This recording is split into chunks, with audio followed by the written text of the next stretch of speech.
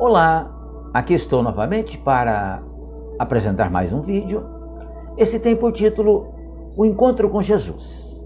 Agradeço a Deus por mais essa oportunidade, agradeço a todos vocês que têm assistido o vídeo, que têm se inscrito aqui em meu canal. No momento em que Paulo de Tarso viu-se diante de Jesus, às portas da cidade de Damasco, a sua vida começou a transformar-se completamente.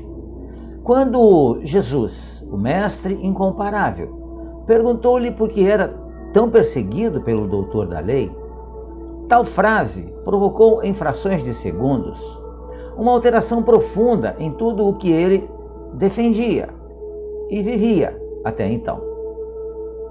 Foi possível, nesse instante ímpar, extraordinário, para a vida do futuro apóstolo dos gentios, escolher entre a vida repleta de contradições ou uma existência voltada para servir ao próximo.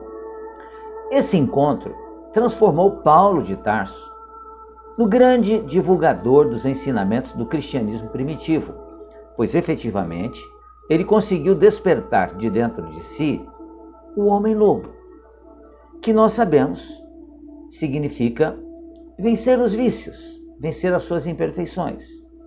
E Paulo de Tarso, após o encontro com Jesus, efetivamente transformou-se em uma outra pessoa.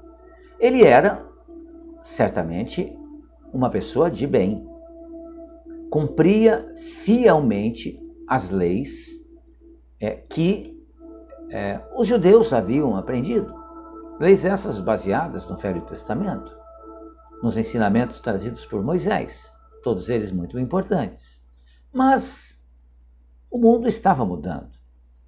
Havia passado, naquela época, há muito pouco tempo, Jesus, que não veio modificar nada daquilo que Moisés havia ensinado, mas veio dar-lhe prosseguimento. Moisés trouxe a justiça, Jesus trouxe o amor.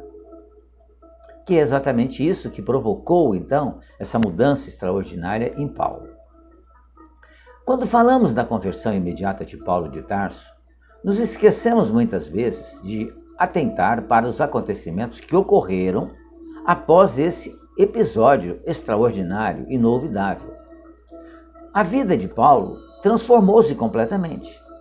Ele não tornou-se o maior divulgador do cristianismo primitivo, e só, nenhuma outra mudança ocorreu na sua vida.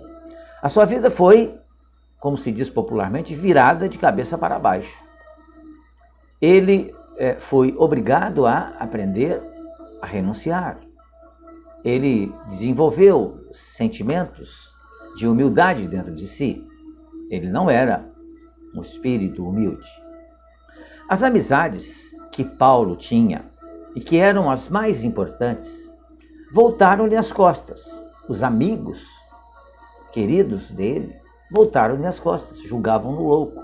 A família, representada pelo seu pai, o expulsou de casa, considerando-o realmente também louco. Repudiado por todos aqueles que ele julgava os mais próximos dele, os que o queriam bem.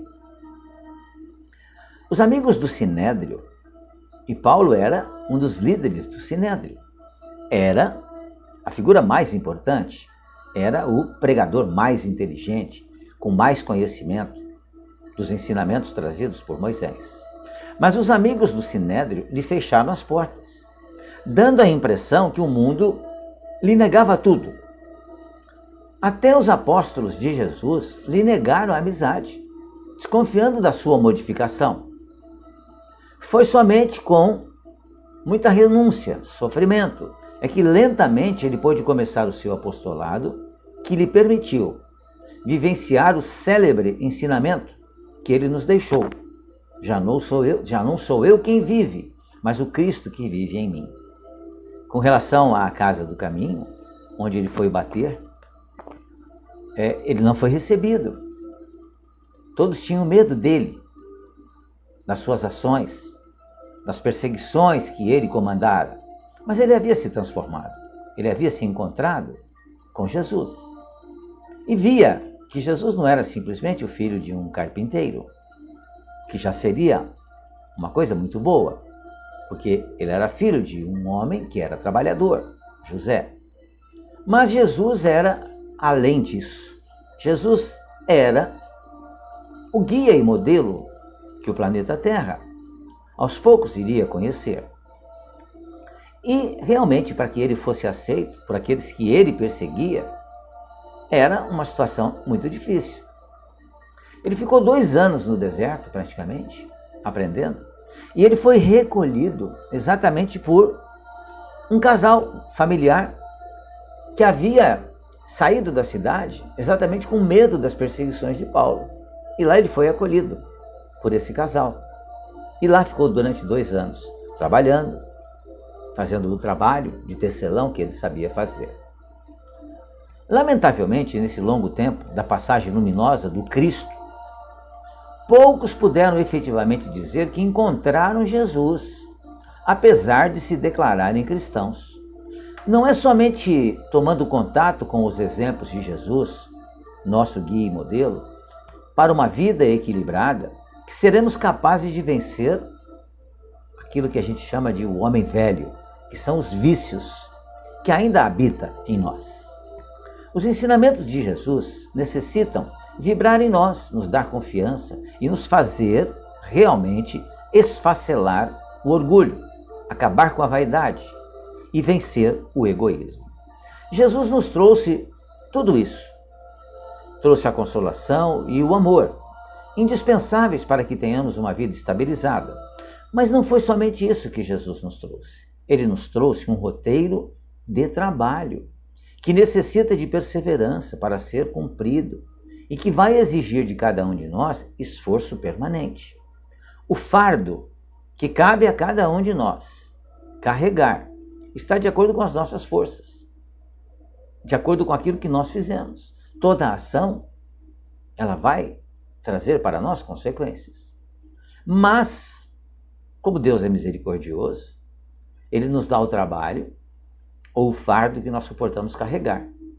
Muito embora é importante lembrarmos que vamos ter que usar todas as nossas forças. Deus exige dos seus filhos aquilo que Ele é capaz de realizar.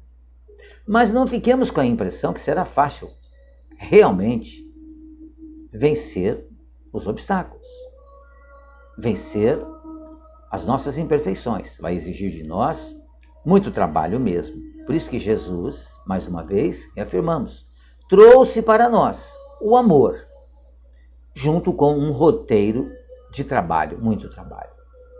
Por isso é que muitas vezes falhamos com o trabalho que nos compete realizar, mas que está de acordo com a nossa capacidade.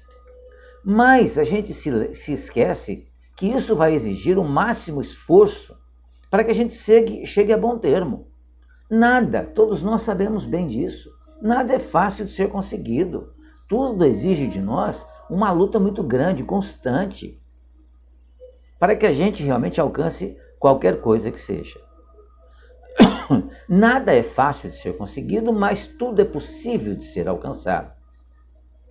O encontro com Jesus pode ainda não ter ocorrido conosco, mas é questão de tempo, pois como nos ensinam os Espíritos, se não chegamos pelo amor, chegamos pela dor. Que o trabalho honesto que nós precisamos fazer nos ajude a semear o bem em todas as oportunidades, para que o nosso encontro com o Cristo ocorra o quanto antes e nos permita cumprir o objetivo da vida, que é encontrar a paz e a harmonia. Pensemos nisso. Muito obrigado mais uma vez pela sua atenção. Fique bem, fique em paz.